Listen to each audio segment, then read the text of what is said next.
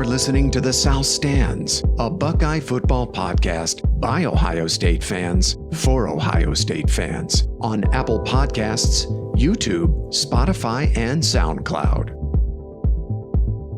Welcome back to The South Stands, a Buckeye football podcast by Ohio State fans for Ohio State fans. From San Francisco, I'm your host, Zach Moore. Today is Sunday, November 15th, and I'm very happy to be joined by fellow South Stands contributor Paige Van Horn. PVH, what's the word out in Denver? It's happy Sunday, buddy. Happy Sunday, my friend. We are also joined by contributor Chad Plummer from Cleveland. Chad, how's it going, buddy? All good, guys. Good to be on this morning. Likewise. Woke up above ground. It's all good. All right, man. Likewise. Well, today, as you both know, we are supposed to be talking about an Ohio State victory over Maryland in College Park yesterday. But as we all know, that game was canceled because of a COVID outbreak within the Maryland program. So instead, we are treating the last 7 days like a bye week, as Ohio State is now preparing for a showdown with the 10th ranked Indiana Hoosiers. Man, it just sounds weird saying that. And that's this coming Saturday in the Horseshoe. Now, we're going to get to the Hoosiers in a moment. We are more or less at the midway point of this truncated 8+1 schedule. And like we did last season, I thought we'd take a look back at the first half of the schedule and talk about Ohio State's strengths and weaknesses and how we expect the second half of the season to go. And I'd also like to take a look at some of the other action around the Big Ten yesterday, namely Indiana's win over Michigan State and Wisconsin's demolition of Michigan in the Big House, and what those results might mean for the Buckeyes. Guys, first, though, I want to start with this question. You know, this weekend we had, I believe, 15 game cancellations or postponements. Obviously, Ohio State, Maryland was one of them. We had 4 more in the SEC. Is COVID going to derail the Big Ten schedule, or do you think the conference will make it through to the finish? Paige, I want to start with you. What do you think? Wasn't I on record saying I thought that the season would start but not finish? Yes, you are. It was in the summer. I felt pretty strongly about that this week. But I don't know. I think they'll find a way. They'll limp along. Right. It's a disaster. So I don't think we need to spend a whole lot of time rehashing our text strings this week where I basically lost my mind at certain individuals as far as how we're approaching this little issue of ours here with the virus. But no, I think they'll figure out a way to do it. I think I would say I don't understand some of the rules and the rigidity of the Big Ten and why they have to be so draconian. And just didn't they already say, hey, if there's 2 teams now that, have a game canceled and they have an open date that they could play, like, why wouldn't you have, just had that sort of from the get-go, just knowing that, these situations are going to arise? And so I feel like, yes, the season will finish, but I think every single option needs to be on the table. And by the way, they can do whatever they want, right? Yeah. I mean, UCLA is playing a game today. Yeah. So, just be more flexible, I guess, is my big, take for the Big Ten. And then you will be able to get it done. But if you're going to just say, hey, we set these rules up, 8 weeks ago, knowing what we knew then, and we're not going to have any flexibility to then there's a chance that they don't get to finish the season. So I'm cautiously optimistic, but it certainly looks pretty freaking bleak right now. Chad, what do you think? Well, to Paige's point, I mean, you put these rules together, but like, how difficult is it to have a contingency plan? For example, I mean, obviously, I don't think both programs will win, but like, we could have played Alabama this weekend. You know what I mean? We could have had in theory, Alabama scheduled, like, hey, let's play Alabama, and that would have been amazing if the season doesn't finish. We'd have played Alabama and kicked their ass. But, I think from everything I'm reading, and I know, Zach, you put out a couple tweets on our South Stands Twitter this week about, how the college football playoff, it seems to be, and I know we're going to get into that a little bit later, how they're going to like adjust accordingly to get these games in if the, the Big Ten championship, for example, has to be moved back, things of that nature. So I won't talk on that a little more. I know we're going to get into it later, but it's crazy. I mean, but that's a huge number of games that were postponed this week, and it's really, it really sucks. I mean, that ruined my whole Saturday. I think we found that out on Tuesday about the Ohio State game, and I was like, just Debbie Downer for the rest of the week. But I mean, I think they're going to the Big Ten. They're obviously going to have to implement some kind of contingency plan, and I think I mean, this is wishful thinking as well, but I think they'll find a way to get it in when it all comes said and done. I'm optimistic. I mean, out of 28 regular season games scheduled so far through 4 weeks, right? 28 Big Ten games. The Big Ten's been able to play 25 of them. So that's an 89% success rate. Only 3 cancellations. We know 2 of those were Wisconsin. And then, of course, Ohio State, Maryland.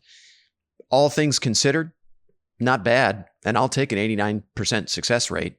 And I would think that success rate would actually have to get significantly lower before we'd really talk about the schedule, the Big Ten really, struggling to make it through the schedule. And I'm with you guys. I wish there was a little bit more flexibility built in. I'm giving everybody a mulligan through this, though. I mean, nobody's plan is foolproof.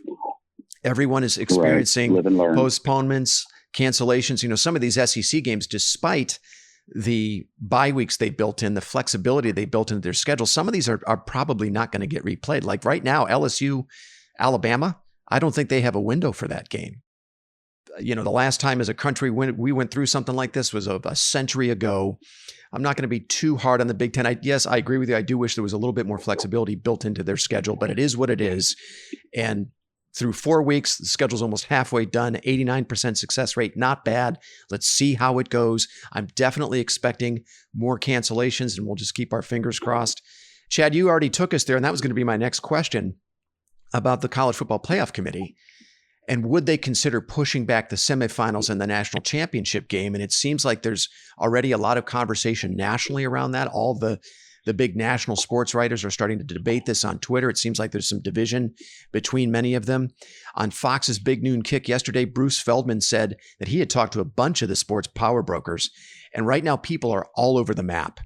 It sounds, so there's really no consensus yet, but it sounds like the biggest concern is viable television windows, with the NFL playoffs taking center stage starting the weekend of January 8th and 9th, I believe it is. Paige, you've talked about this before. College football is this glacial entity, especially when we're talking about the bowls, right? These New Year's Six bowls, the Rose Bowl, and bowls like that. They're just so tied to tradition. We're going to have to ask these glacial entities to be flexible in a way that they've never been before, if indeed it is necessary to push these dates out. So let me ask you this. Personally, I think there would be an audience for a semifinal game in the middle of the week. Don't you think? Or do you think it has to be played on the weekend for all the interested parties to be satisfied? So they're scheduled for what? Saturday, the semifinal games on Saturday, and they're scheduled Friday, January 1st. The semifinal games are. Yeah. And they really want to keep those January 1 windows. I get it. You don't want to have to compete with the NFL playoffs, but hey, we're in a pandemic, right? Not everybody's going to get what they want here, I would think. Would you agree, Paige? Yeah. Of course they're going to want to keep it where it's at, but if it's not tenable, then they'll just adjust. Yeah. Right. I mean, I would hope so. They don't really have a choice. What, you're just not going to do it, or right? You're not going to, have the Big Ten, team represented because they didn't get their chance. I mean, come on, it's ludicrous. At that level, like Chad said, with all the money involved, they'll find a way. And that's, again, where I kind of come back to some of my frustration with the Big Ten. Just be more flexible, right? I'm not throwing stones. And again, everybody, we're in uncharted territory and trying to figure this out. Just be flexible. Yeah. And just, have the ability to make a decision on the fly that you might not have really ever had to do before. But as we've said 1,000 times, we're in uncharted territory in a global pandemic. And so I'm not worried at all really about the playoffs. I think the part that could get dicey is, all the other 52 stupid bowl games, and then how do you adjust for those? But right. and those two things sort of, working together. And, but, again, I think they'll be able to find a path forward. Yeah, they're not going to schedule a game through the week if by chance it doesn't happen on January 1st because ABC's had a Christmas movie scheduled for Bambi or something. I mean, come on, It's a Wonderful Life. Yeah, Sorry, right. we can't, everybody. Rudolph. I wanted to ask you guys a question. I found this ridiculous, and it's kind of gone along with the pandemic. How Bobby Carpenter, and I think you even mentioned this this week on Twitter about how he was trying to say that Maryland was hiding behind the pandemic to not play Ohio State. I mean, what's up with that? Yeah, I'm a big fan of Carpenter. I loved him as a player. I think he's had a really nice career as an opinion guy, both nationally and locally. But I don't know, when you throw things like that out there, first of all, no one is reporting that. There have been no national reports, no local reports that Maryland was somehow trying to duck Ohio State so they didn't have to take the L and they could have a better overall record and therefore look better from a recruiting standpoint. I'm like, well, wait a second. If that's true, that would kill recruiting because you come to the Big Ten to play against Ohio State and Michigan and Penn State. I mean, if it's out there that Maryland ducked this game and hid behind COVID numbers because they didn't want to play it, I mean, I think if anything, that kills recruiting. And look at Maryland's coming off. They went into Happy Valley and kicked Penn State's ass. I would think they would want to play this game. And I just think it's not productive. It keeps everybody in an angry, shitty place. The situation already stinks. Right, the game got canceled. So why get everybody riled up with this theory that Maryland was ducking Ohio State? I just think it's counterproductive. I mean, if that's the way you want to use your platform, Bobby Carpenter, you're free to use your platform the way you want to. But honestly, I feel like Buckeye Twitter needs to get a new act because Carpenter isn't the only one. The Bucknuts guys are like that. They're just espousing these theories, throwing shit out there. It's red meat to angry fans to keep everybody pissed off. I think we got to move on. Let's get a new act, Buckeye Twitter. It is what it is. The Big Ten has decided to take the course that it's taken. I hear you. The flexibility piece is frustrating, but we're looking at an 89% success rate. The season's underway. Let's move on, folks, right? Let's it's frustrating enough that we're going through a pandemic and everybody is like, we're not able to do the things we want to do. I don't understand why Carpenter and his ilk are throwing stuff out there for people to get angry about. Sorry, I don't mean to rant about it, but I don't know. Paige, what do you think? No, that was very inspirational, Zach. You should have him for office. I feel much better. No, but you're right. You're 100% right, man.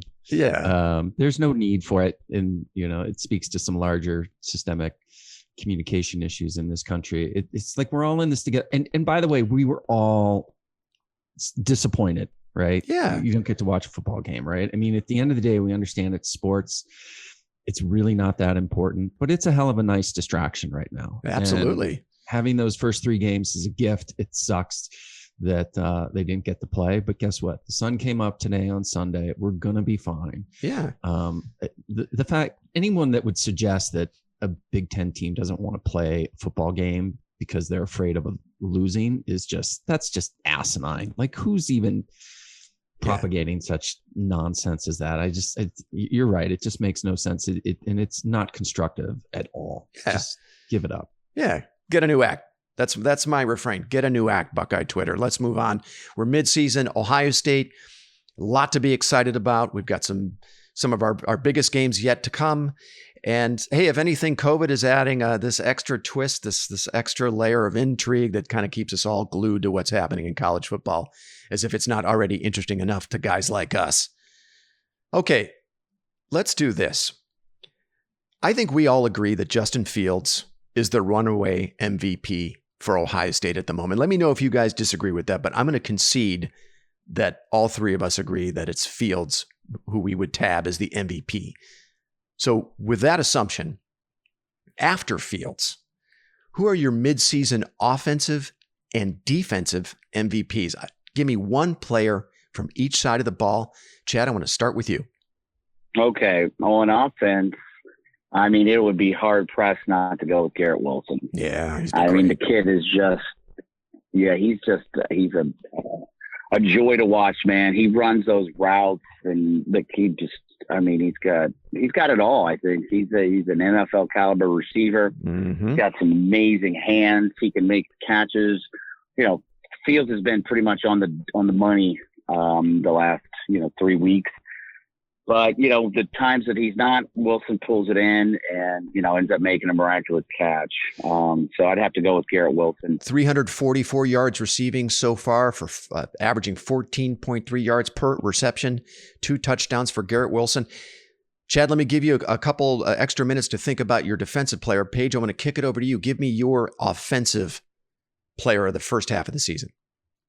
I think logically you got to give it to Wilson, but when we talked about this, I thought, the biggest question mark coming in was who was going to replace J.K. Dobbins. So I think, I'll go with Teague. I mean, he isn't lighting it up, and he's not, by probably the true definition of the MVP, the guy you would go to. But I think the fact that he got hurt, right? And then we were looking at, holy cow, like who legitimately is going to be our running back? We're like down to the third or fourth stringer guys. And the fact that he was able to come back from that injury, we're not quite sure what it was, and being productive and shown some flashes thus far. I think, Teague, you could make a strong case for him that, he's a very, very important piece of the puzzle. Mm-hmm. The fact that he was able to come back from that injury, I'm going to go with old master. All right. Yeah. Give him credit. He comes back from an Achilles injury. As somebody who himself has suffered an Achilles injury, I know how tough that is.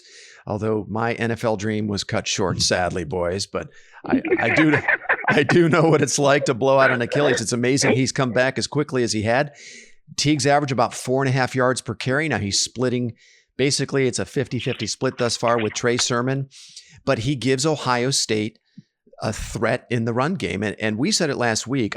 I think he is probably their most consistent back. He's the guy that can deliver that 4, 5, 6 yards per carry to help keep Ohio State on schedule. They have to be a threat in the run game, I think, to be a complete offense and be good enough to beat the likes of Alabama and Clemson. I like that pick.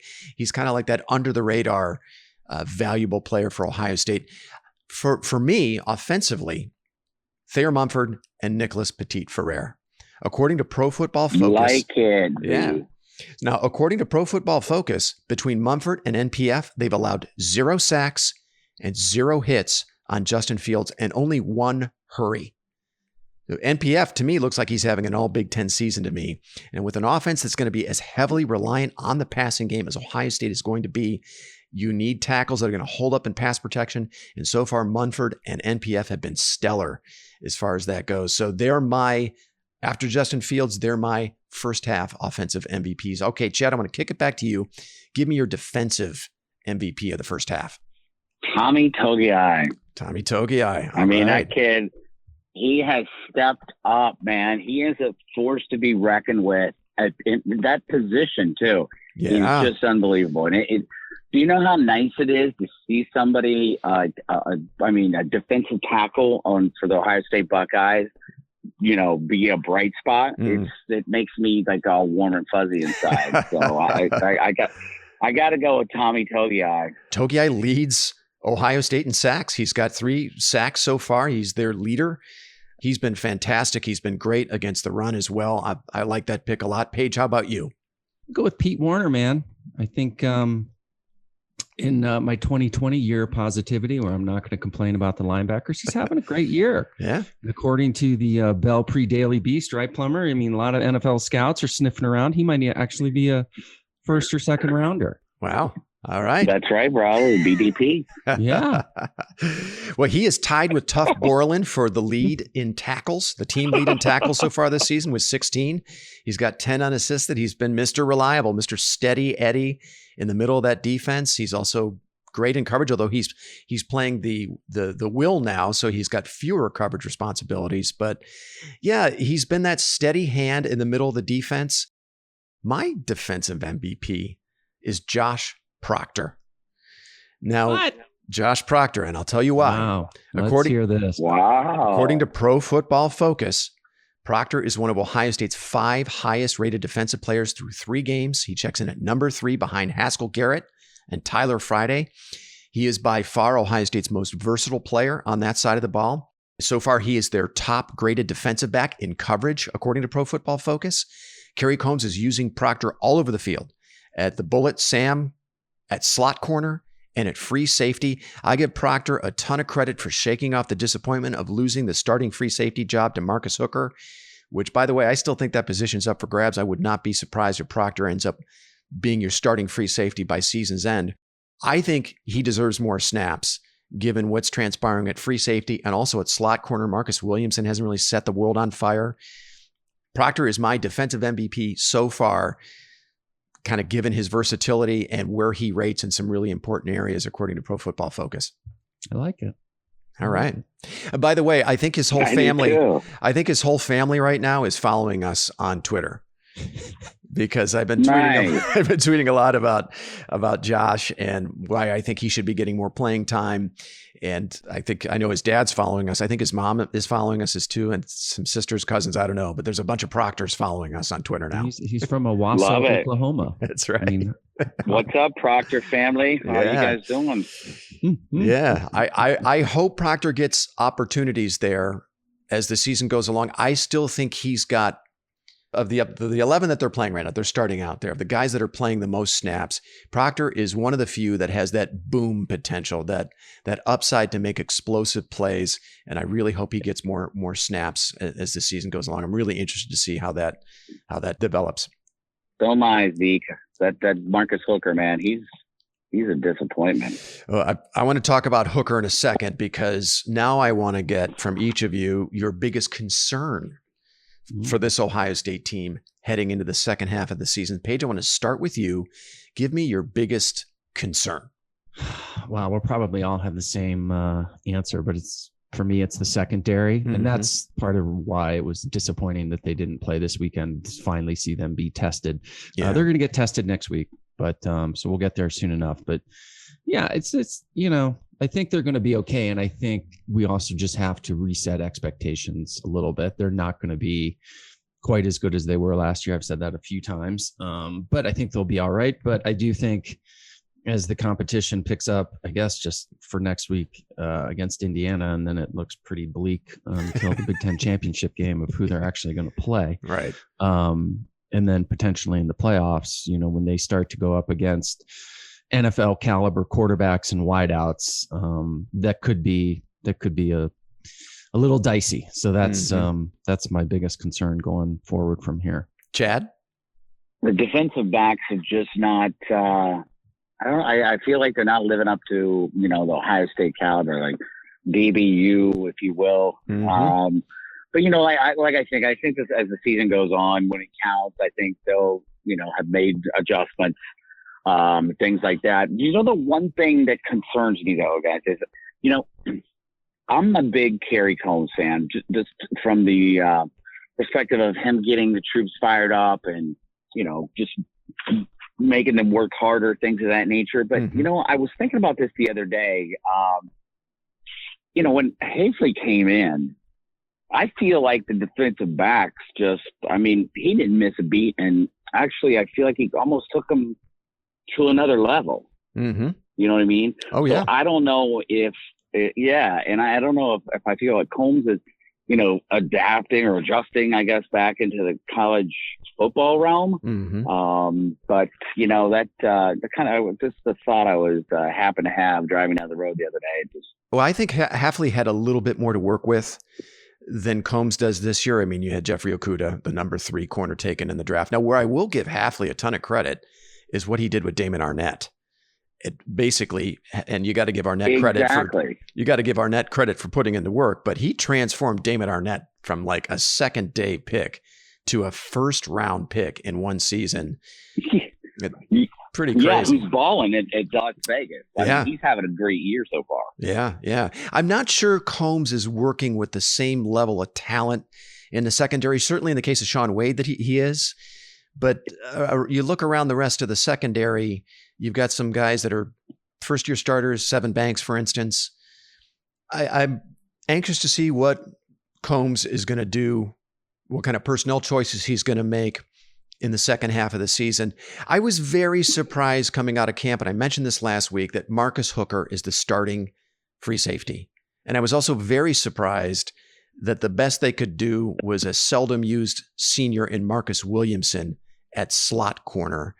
And so far, the returns on those two have not been great.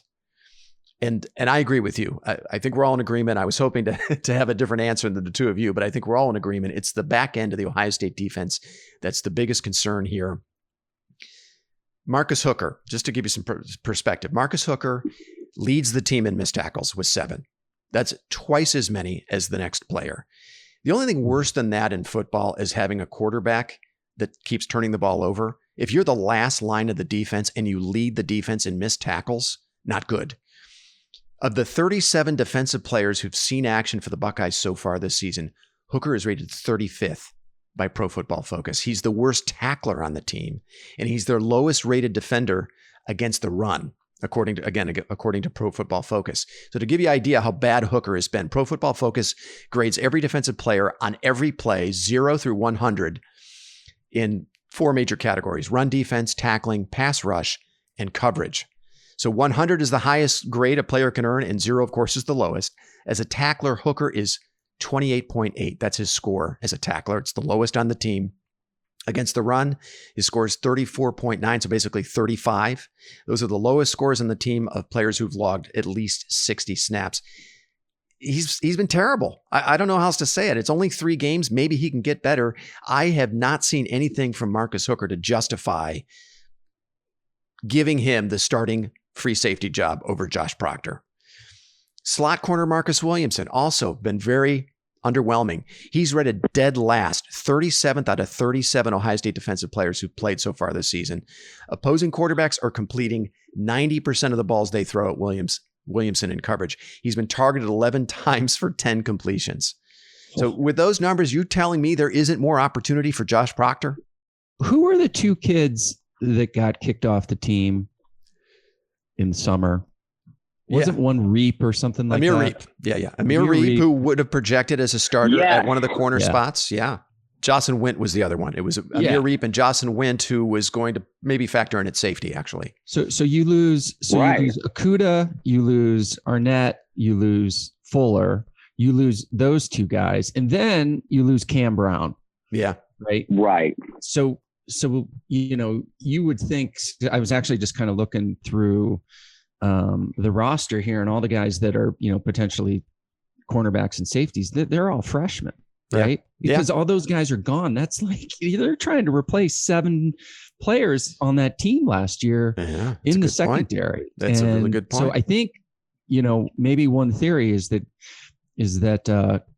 Carey doesn't have. He either sticks with the guys that he's playing, or he's playing true freshmen, and they're probably loath to do that at this point. And so he doesn't really have anywhere to turn. Now, you make a great point about Proctor, but man, the depth chart is just it's not there. Yeah. Actually, Paige, you make a really good point. Maybe I should pump the brakes on that a little bit on the Hafley Combs comparison and whatnot. I think I have the mentality, which a lot of people do, which, it's the next man up. I mean, sure. 5-star, but these kids are still 18 years old coming into college football. There's adjustments that need to be made. So, you know what? I'll pump the brakes a little bit. Yeah, I think it's fair to say Hafley had a lot more to work with than Combs. Combs is kind of starting from scratch in a lot of areas, with the exception, of course, with Sean Wade. I think Wade's going to be fine. Let's remember he's learning a new position. He's moved from the slot corner to the outside. I think he's going to figure it out. I have faith in Wade's talent and experience. He's the player I'm least worried about in that secondary. There may be some more snaps available for freshman Ryan Watts. Watts came in late against Rutgers and I thought looked pretty good to me. He was the thing with Marcus Williamson is it just seems to take him forever to show up into the frame of my picture, right? He takes forever to rotate over. And yeah, I mean, if opposing quarterbacks, especially the opposing quarterbacks that we've seen so far, which are the dregs of the Big Ten, if they're completing 10 of 11 balls, 90% against Marcus Williamson, what do you got to lose? See what Ryan Watts can do. I think his hand may be forced. Tyreek Johnson, he had over 50 snaps against Rutgers and did not impress. he's been a disappointment. I don't know. Maybe Johnson can pull it together in the second half of the year, but they've got to get that figured out. What's up with Seven Banks? He's like kind of really not like he seems like he's not really in the game. Or Pro Football Focus rates him solidly as in coverage.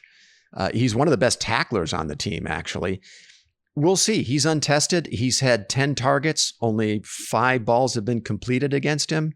Not bad, 50%. Certainly better than Marcus Williamson. I think the grade on Banks is incomplete. We're just not going to. We need more information, and we should get that this weekend against Indiana. So we're all in agreement. The back end.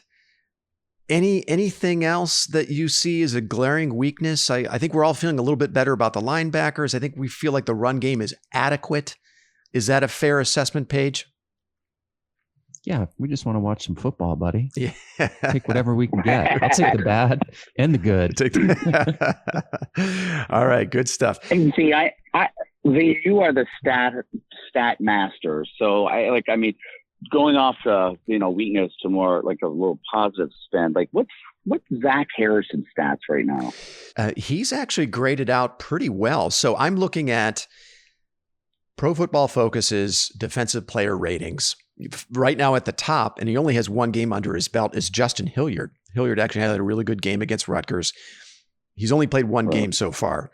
So of the players that have played in all 3 games and have logged at least a minimum of 60 snaps, Haskell Garrett, Tyler Friday, your top 2 players. I've already mentioned Josh Proctor, then Jonathan Cooper.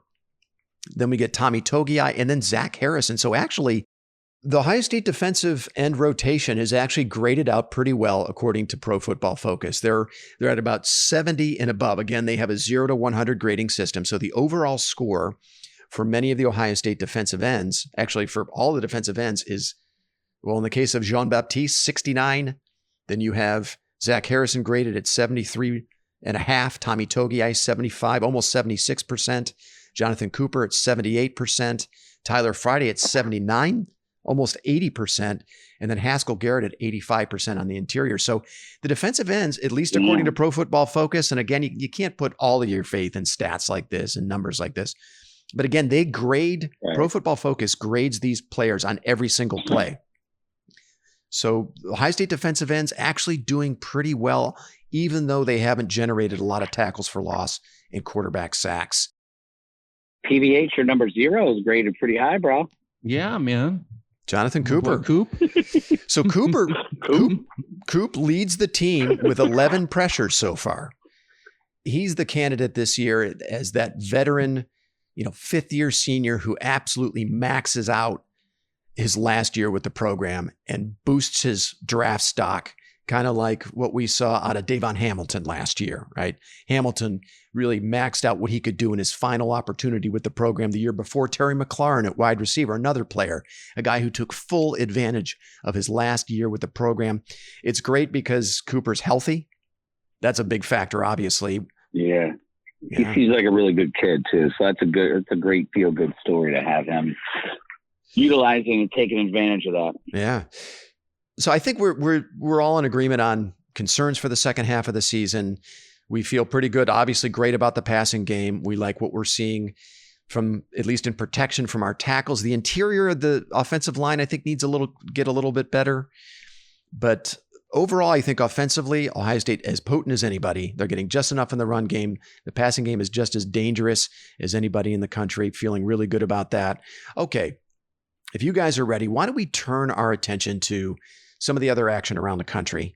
And I want to start with what we saw in East Lansing yesterday. Indiana, workman-like performance, beating the Spartans 24-0. Michigan State, let's face it, pretty hapless. This is a rebuilding season for Mel Tucker there. So it's really hard to get too much of a read on Indiana from this performance.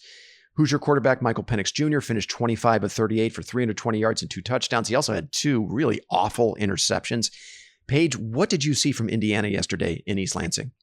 Well, I know that no one on this podcast has a mathematics degree from the Ohio State University, but Michigan State, just so we can add this up, Michigan State, Penn State, and Michigan are combined 2-10, which is just absurd.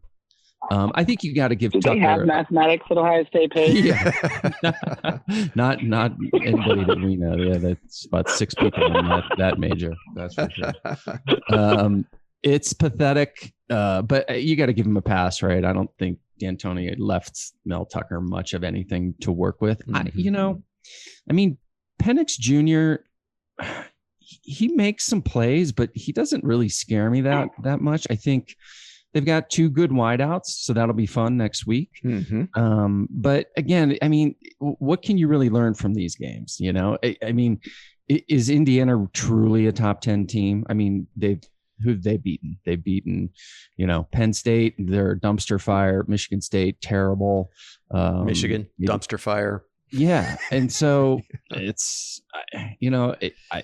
it's almost like these are the preseason games. And when they play somebody good and, then they can hang with them, then I'll be convinced. But up until that point, I'm not a believer. And clearly we'll find out next week.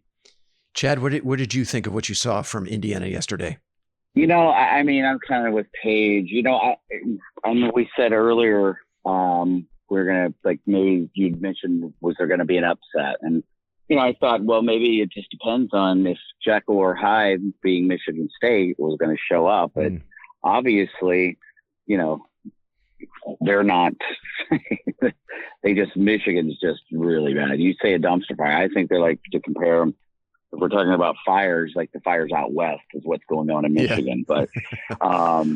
But Indiana, Penix, I mean, he makes some great plays.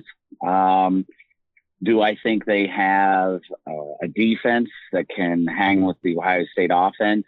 Not even close. Do I think that, the secondary of Ohio State, let's hope it's gotten a little bit better. I know we talked about that a little bit earlier, but, they're going to score, a couple touchdowns here, there, but they can't stop our offense. So I'm really, like we've mentioned prior, I mean, this Big Ten season is just, it's so bizarre, really. I mean, these teams, it's like, what? I'm with you, Paige. Penix Jr. can make some plays, but he's only completing about 60% of his passes, which you'd think against some of the defenses he's faced so far, he's had a lot of clean pockets, not a ton of pressure on him, and only 60% of his passes. That stands out. That's a bit of a red flag to me. I also thought he'd be a little bit more dangerous as a runner because he does appear to be a pretty good athlete, but Indiana doesn't really leverage him as a runner. Right now, he's only got 13 rushing attempts for -2 yards. I know that includes some sack yardage, but I thought he'd be a little bit more of a threat as a runner. Freifogel had a really good game yesterday. 200 yards receiving, Freifogel did. He looks pretty good. Yeah, Freifogel, he's from Mississippi, 6'2", 214 pounds. He's a senior. But again, it begs the question, is he putting up these numbers because Penn State, Michigan, and Michigan State just stink? Are they really good? I don't know. If I didn't have the concerns about the back end that I did, I think I could confidently say that Ohio State runs them out of the stadium next week. What's the line? Does anybody know? I haven't seen a line just yet. I don't know if that's been out. Let's real quickly in 10 seconds go around the horn. What do you make the line? 13 points. Ohio State minus if not 13. More. Okay. How about you, Paige? Yeah. I was thinking 14. Wow. Okay. That sounds about right to me. I'm not much of a gambler. I'm really bad at setting these lines, but that sounds about right to me. And I feel like Ohio State could win by even more than that. Again, if we didn't have the issues on the back end that we do, the questions on the back end, I feel like this could get ugly. To me, Indiana kind of seems like a fake good team. And they are standing out right now because of this weird season with the other powers in the division, in the East Division, just absolutely tanking out. And by comparison, Indiana looks great. I just question, I'm selling stock as Indiana as a top 10 team. I think to me, they have more value as a team in the lower half of the top 25 or maybe just outside the top 25. Like they'd be a dangerous team to me if they're coming into Ohio Stadium unranked and Ohio State is looking ahead maybe to a Penn State or a bigger game down the line, that's where I feel like Indiana is its most dangerous. When they're on that schedule is kind of that team that would be easy to otherwise overlook. But now they're coming in with, right in Ohio State's crosshairs as a top 10 team. And oh, by the way, this game is for the division. This is for the pole position in the division. This is a game Ohio State cannot afford to lose. And oh no, I don't know that we've not in our lifetimes, we've not seen Indiana in a position like this where they're going into a meaningful game for the division as a top 10 team. These are uncharted waters for Indiana, and Ohio State lives in this realm and has been living in this realm for decades. I think there's a world where Ohio State could actually really run away with this game. Oh, of course. Yeah. Absolutely. All right.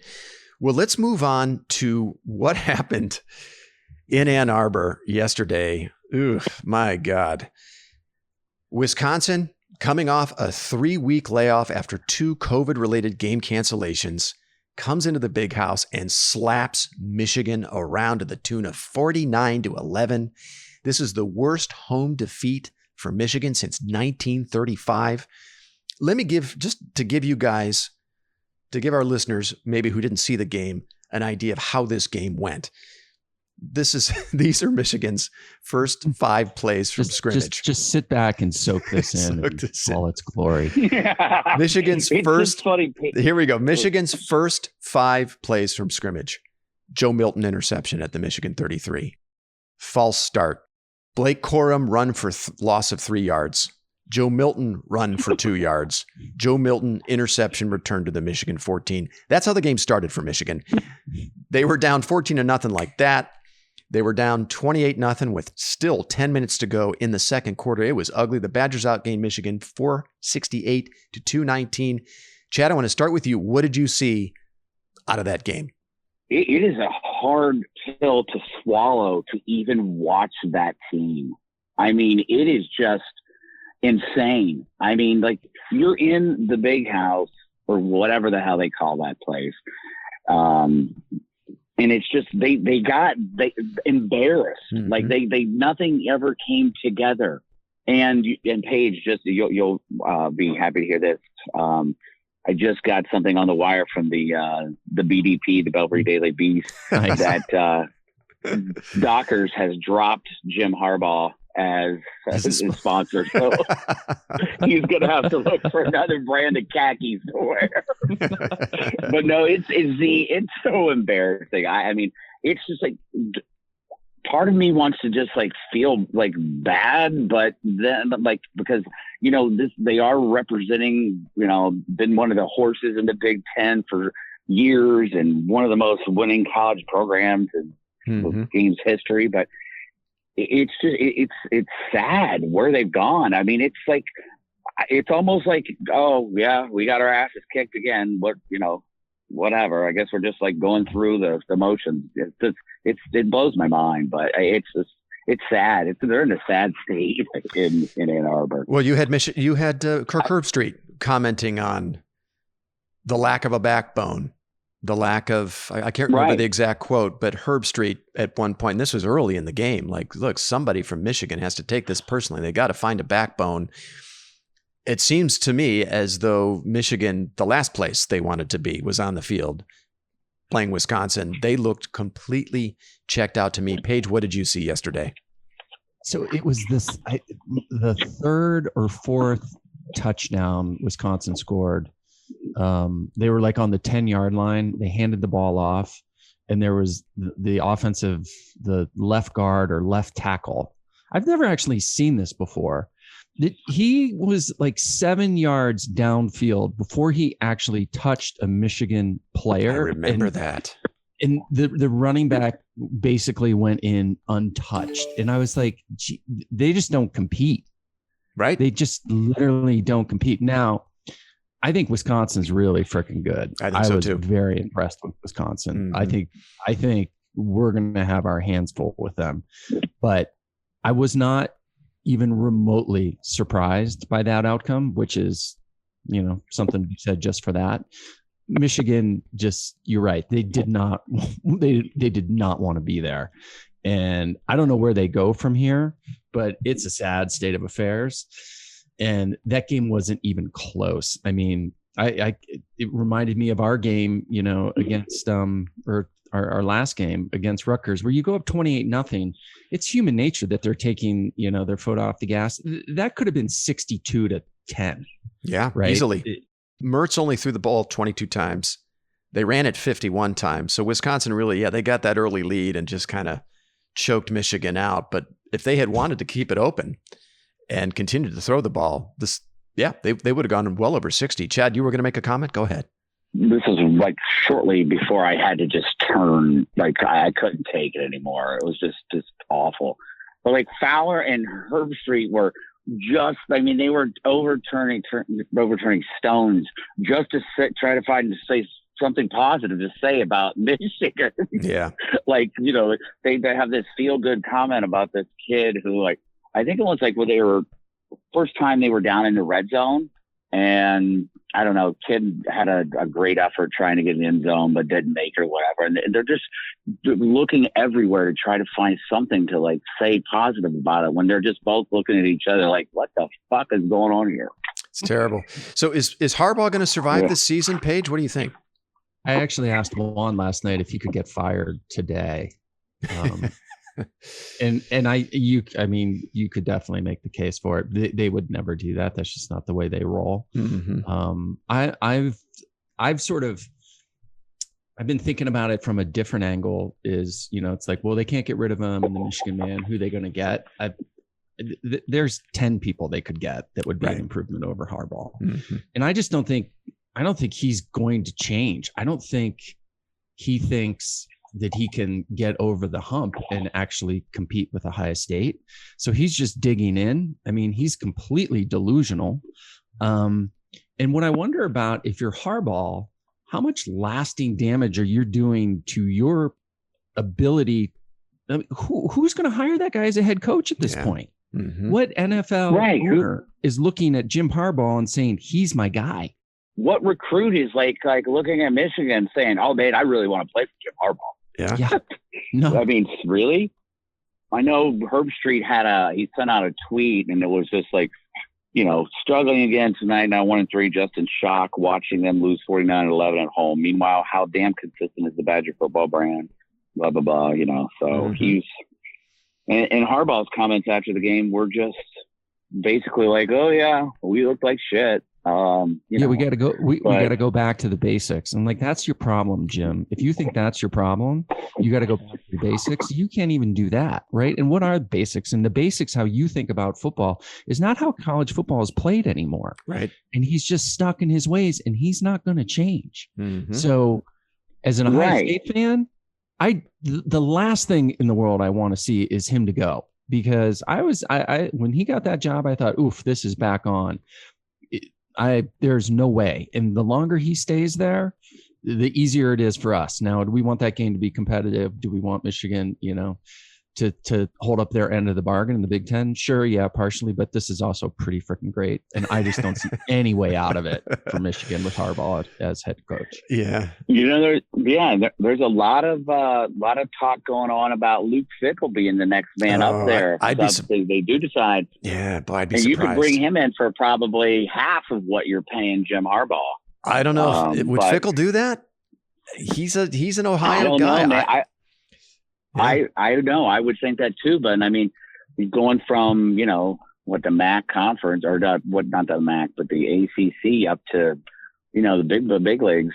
I don't know. Well, he turned down the Michigan State job. It's just Michigan State wanted him. Yeah, he did. Yeah. You know what? You're right. Good point. Yeah. So let me ask you this: Are we sure Michigan's a better job than Cincinnati? Right now, I mean, are you sure? Yeah. Especially if you look at it through the prism of Luke Fickell, right? Mm-hmm. Who, born in Ohio State, all he has to do is take the 20 kids that Ohio State isn't taking from the state of Ohio, which we could talk about this for days on end, why Michigan doesn't recruit Ohio anymore. I'm not so sure that he isn't better off staying at Cincinnati. I looked it up. He makes $3.5 million. Okay, that's a lot less than $8 million. But for Luke Fickell, I don't think Michigan's a better job. Yeah. I don't even think it's any question. I agree. I think he is destined, Fickle is, for a big time job. But to me, he seems content to wait on that next move until it's the absolute right move for him. And maybe it's Notre Dame. Maybe it's Ohio State. Maybe Ryan Day ends up, I would think, if Ryan Day leaves for the NFL, as many think he ultimately will do at some point in his career, who's the next man in line? I think it's Luke Fickle. No brainer. Wouldn't you think, Paige? Right. Yeah, definitely. Yeah. And I think, doesn't Fickle have like 6 kids? And, I mean, he's entrenched down there in Cincinnati now. I think if Harbaugh got fired today and they said $6 million for Luke Fickle, I'm not sure he takes that job. And I don't think he actually should. Yeah. Now, I think there's other coaches. Right. So like if Urban took that job, Urban could do it, right? Because he's got that big personality that I think, I think sometimes head coaches with schools, like sort of culturally, it needs to align. I just don't know that Luke aligns with Michigan. And I think you'd be taking a hell of a risk going up there. I mean, how many head coaches have gone up there only to see your career utterly ruined. We're 3 in a row. Yeah, now. Rich Rodriguez. What's Brady the guy Hoke? who was before Brady Rodriguez? Hoke. Yeah, Freddie. I don't hear too much about Brady Hoke anymore. Yeah, I tell you, hey, at least Hoke's teams put up a fight. I mean, Hoke's teams were, I think every game we played against Brady Hoke, those were competitive games into the fourth quarter. They were. Yeah, and he's got the last win over Ohio State in this series. And to your point, Paige, Luke Fickle is bringing in some really good recruits into Cincinnati, man. I mean, he's bringing some kids in there that normally would go to some other programs, and he's getting them to, buy into the Cincinnati, brotherhood and program. So, city. Now that you say that, yeah. Why wouldn't you want to play in Cincinnati? I mean, especially if you're from Ohio. It's interesting. He showed a little bit of ruthlessness. I don't know if you saw at the end of that game, that blowout win they had earlier this week. He goes for the fake punt, up 50-something to 17 or whatever the score was, and there was a long exchange with the head coach. I'm blanking on who they actually beat, but it was like it was Eastern Carolina. So Fickle's turned into a bit of a, he's got an edge to him maybe that he didn't have when he left Ohio State. So very interesting. I don't know where Michigan turns. I don't know. Here's where I'm conflicted. They seem fine with 9-3 and 8-4 at Michigan. They seem fine with that. And this season aside, Harbaugh's been able to deliver those types of seasons consistently there. Is Michigan going to give him a COVID mulligan this season and let him finish out his contract? They are comfortable with that, 8-3 or 7-4, but we're just, we're all about academics here at Michigan, so who knows, man? Yeah. All right. Well, I mean, I think what's the standard for Michigan? What do you think Michigan's ceiling is when everything's going right there? I personally think it's Notre Dame. I don't know. I'm not that bullish on it anymore. Again, I've said it 15 times now. I think they're closer to Nebraska than they are to Ohio State. I think it just takes a gigantic personality at this point in Urban Meyer to turn it around. I just don't think a guy like Fickle does it. I don't think a guy like Matt Campbell does it. Mm-hmm. And, by the way, there's a lot of fool's gold with Michigan, right? They have won national championship. Right. They haven't, how many, they won 30 Big Ten championships. Well, guess what? 29 of them were before 1950, right? Before they put face masks on helmets. Yeah. I mean, they had that stretch, the 10-year war with Woody, and they had the Cooper years. But other than that, there's just not a lot there. Yeah. And they don't have the recruiting that we have in the state of Ohio. They have to compete with Michigan State for some of those kids. I don't know. I think you're right. Yeah, Notre Dame feels about right for me, and that might be ambitious, to be honest with you. Yeah, at this stage. Yeah, that to me seems like the ceiling when all the Pistons are firing at Michigan. I don't know how they fix this. All right, so one last game I want to have a quick look at, and that's Notre Dame. I was very impressed bouncing back off the big win over Clemson. I thought this game had all the trappings of a letdown performance for Notre Dame. They were the opposite of that. They trounced a pretty solid Boston College team. And now I'm really starting to believe that Notre Dame is legit, that they didn't just take advantage of some missing personnel from Clemson. Like, this team can really hang. I think Ian Book is a very good quarterback. Paige, you mentioned last week, he's very crafty. To me, I think right now, Notre Dame is very solidly in the playoff conversation. Paige, would you agree with that? Yeah, I do. And we all thought there was a chance for a letdown game. And they started out a little slowly, but they definitely turned it on. They're very good. I mean, like I said, I watched every snap of the Clemson game. I watched a little bit of that game yesterday. Ian Book, he doesn't wow you, but he makes plays. Yeah. And he's a good quarterback. And, the other thing is not necessarily your question, though, but it's starting to get a little bit crowded because is Wisconsin a playoff team? Yeah. I mean, they looked good to me. And again, it's hard to say because God knows Michigan's not in good shape, but I was damn impressed with Wisconsin. They do everything that Wisconsin always does well, but they looked way more athletic on the defensive side of the ball than I've seen them in the past. I think they're going to be a force. I think Ohio State's going to have their hands full with them, and I definitely think they have a legitimate shot at the playoffs. So you got Clemson, Notre Dame, now Ohio State, Wisconsin. It's getting a little bit crowded there for who's your Final Four. Well, hey, how about Florida with Kyle Trask? Oh, that guy I can was play. glad you said that, Z. Those guys Florida Gators are legit, man. They look good. I mean, they had that early season loss against Texas A&M. By the way, there's another team that looks like it could finish with one loss playing an SEC schedule. And they're not going to have a crack at playing in the SEC title game, but that's another team. I think this is, as the season goes along here, I think the playoff committee is going to have some tough choices to make, maybe some of the toughest choices we've seen yet, because I think Florida could very well hang with Alabama in an SEC title game. They don't play in the regular season, but they would square off in the SEC title game.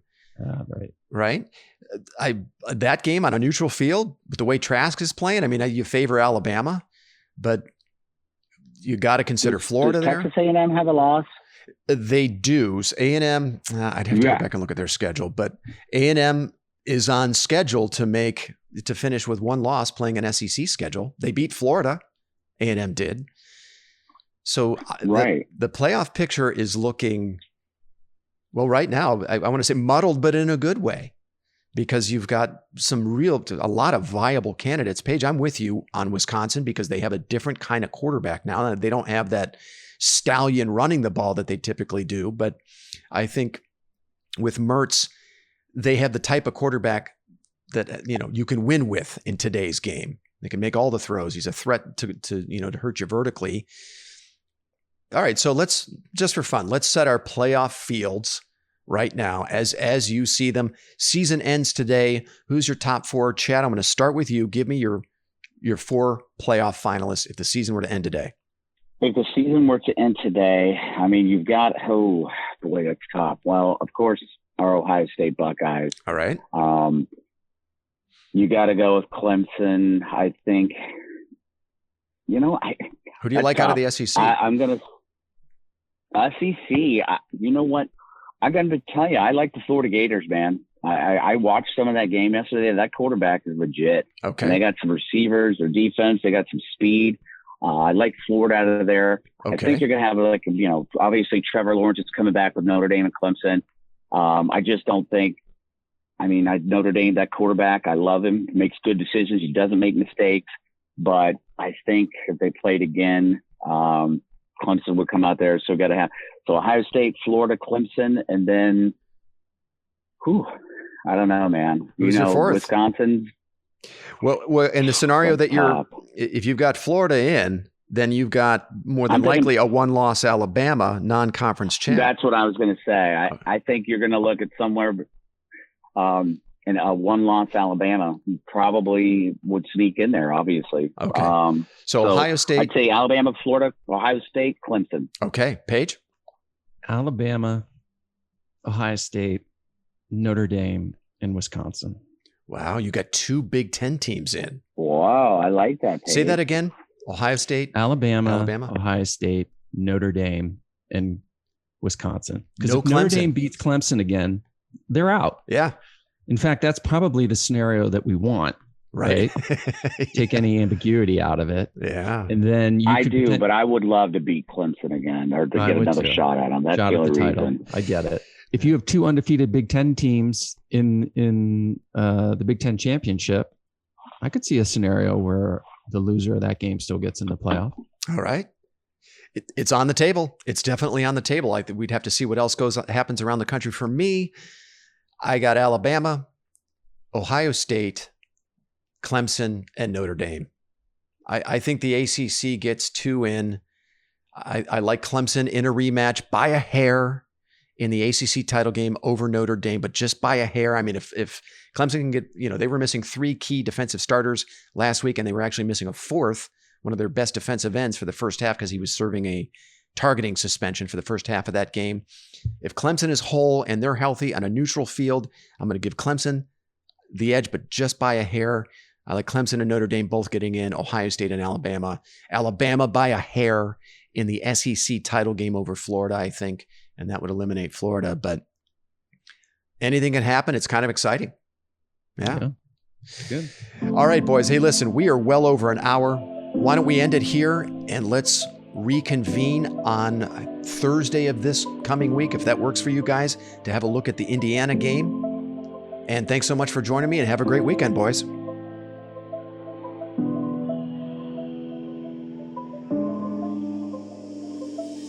You've been listening to the South Stands, a Buckeye football podcast.